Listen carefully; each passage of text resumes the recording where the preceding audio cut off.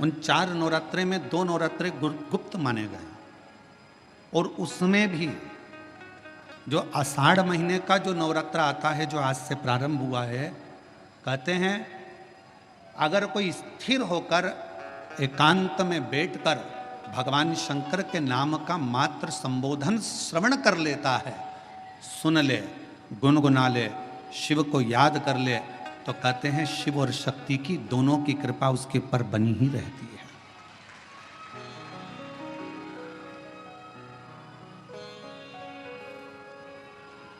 और आज वही नवरात्रे, गुप्त नवरात्रे से ये शिव कथा संचेती परिवार में प्रारंभ हुई और उसमें परिवार को तो साधुता है, पर साथ में बेजापुर वालों के भी कोई 2 लोटे जल का कमाल है, ये पक्का है। हम जब एक बेलपत्र के वृक्ष की महत्वता शिव महापुराण के प्रारंभ ही बता देता है, जो आज से प्रारंभ हुआ है। और आप सबको मालूम होगा 4 नवरात्रे होते हैं।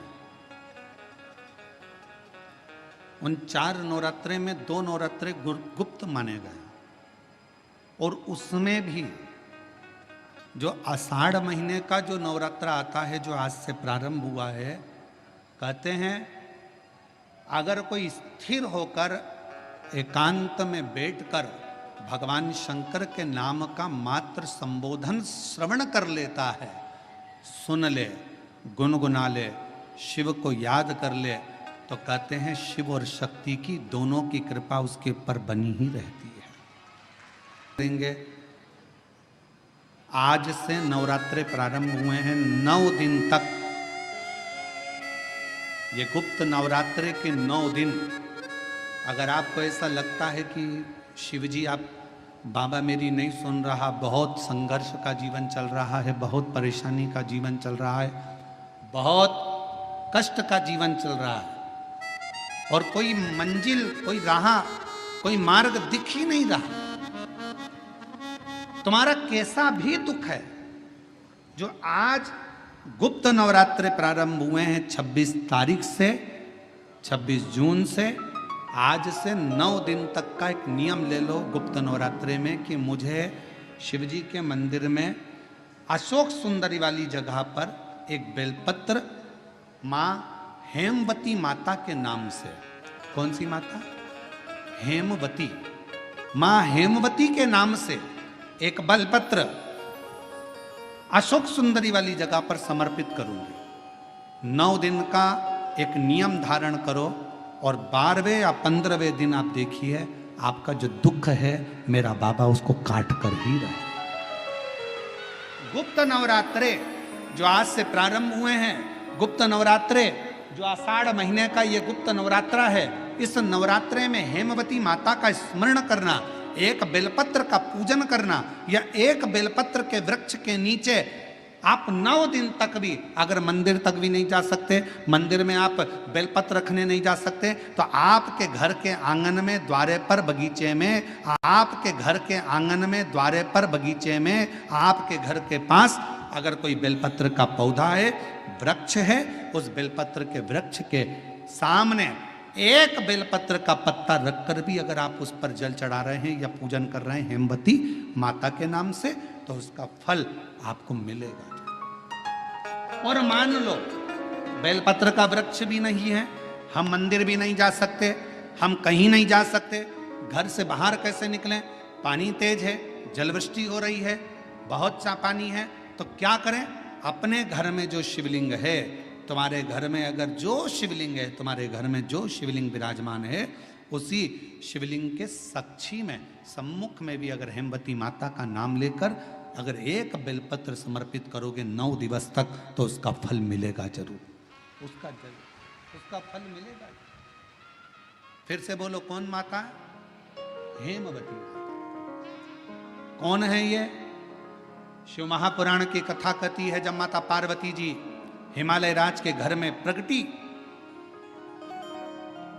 और हिमालयों की कंदरा में बैठकर मां पार्वती जी तप साधना में लीन हुई, जितनी परीक्षा भगवान शंकर ले सकते थे, शिव जी ने सारी परीक्षा ली। ब्रह्मदेव परीक्षा लेने आए, भगवान नारायण परीक्षा लेने आए, इंद्रदेव आए, सप्तऋषि आए, सारे साधु संतों को परीक्षा लेने भेजा, पर मां उन परीक्षाओं में पास होती चली गई।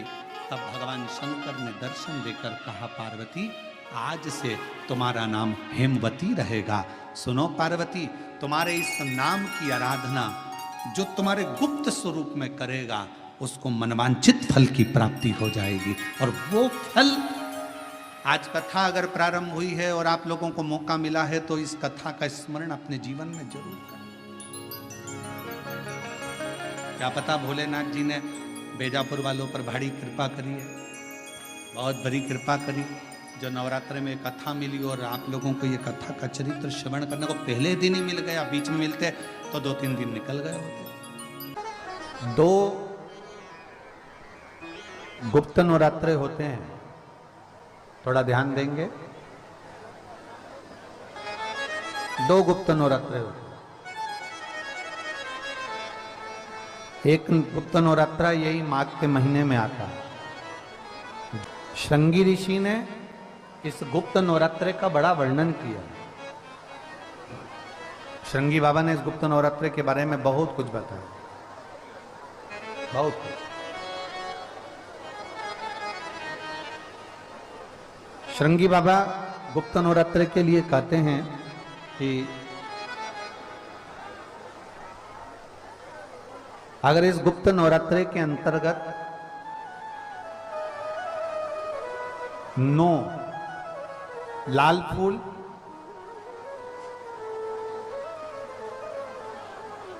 और 5 श्वेत पुष्प, ये दोनों, लोग कहते हैं गुप्त नवरात्रे में हम देवी की आराधना करें, गुप्त नवरात्रे में हम भगवान की आराधना करें, पर शिव महापुराण की कथा कर रही है, भगवान शंकर का चरित्र कथा है। अगर आपने देवी भागवत का स्मरण किया हो या भगवान शिव की एक पवित्र आनंदमय कथा स्कंद पुराण के काशी खंड में अगर सुनी हो या उसमें भी नहीं पढ़ पाए हो तो श्रृंगी ऋषि के चरित्र में आता है। श्रृंगी बाबा ने वर्णन किया है कि किसी भी स्थान पर, किसी भी स्थान पर यदि हमारे घर में 2 शिवलिंग है, नहीं है, तो किसी अपने घर के गमले में, बगीचे में 2 पार्थिव लिंग का निर्माण करें। 2 पार्थिव लिंग, उसमें एक शिवजी का स्मरण करें और एक में माता पार्वती जी का स्मरण। देवादिदेव महादेव के 2 स्वरूप, 2 लिंग प्रकट कर कर, एक पर 9 पुष्प लाल और एक पर श्वेत पुष्प 5 समर्पित करें, बाबा की आराधना करें, घी का दीप लगाएं, पूजन करें और बाद में उन शिवलिंग को, उन पुष्पों को विसर्जन करें। किसी भी नदी में, तालाब में, बावड़ी में, अगर वहां नहीं विसर्जन कर सकते हैं तो किसी वृक्ष के नीचे उनका विसर्जन कर दें।